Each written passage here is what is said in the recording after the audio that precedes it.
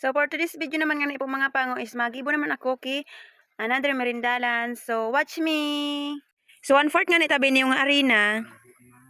So dahil nga ni tabi may mga boboy ni kaya tiga durog-durog ko lang tabi ni para maging magayon man tabi ang texture kan sa kuyang luto. Ay wow, texture. So ang sukar nga ni tabi kay ni kabanga kang 1/4. Sarong kutsarang baking kalumit. Din halong ko lang tabi ni para magsarama. Kasi karaot po kung bako sinda sarama.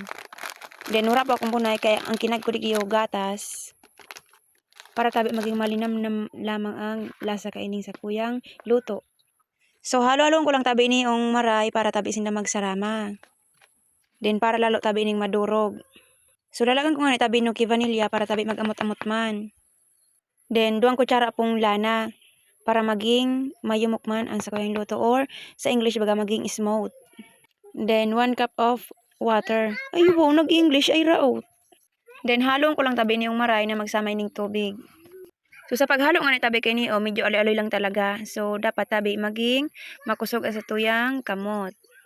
So dadagdagan ko pa nga ni tabi niyo ki tubig ta matagas-tagas pa. So dapat tabi makuha ta ang tamang texture kay niyong sa kuyang tigaluto ba. So dapat tabi makuha ko ang tamang luto kay ni ang tamang lapot kay ni. Garo baga tabi nagagibuki puto. So nag-add nga ni tabi ako ki food color na kulay violet ta maging man lamang tabi pag-ilingon pagkaunon. So garing kasiram talaga. Pero masiraman talaga tabi ang luto ko. So as you can see nga ni tabi may mga buo-buo pa yan. So okay lang tabi yan ta kami man lang ang makaon. Dahil ko man tabi ni ipapakaon sa iba.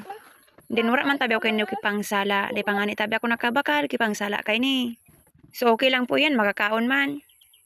Okay lang po ini kung hindi lang ang ingredients, at least wala mang gimirindalan, then masiram, malinamnam. So okay na nga ni tabi ini dahil ko na maray palaputon ta hapon na, so kay po anda ng lutuon. So hinanda ko na nga ni tabi sa kuyang steamer para tabi is masalang na lang ako kay ni. So isasalin ko na nga ni tabi ni sa kuyang fan na laganan.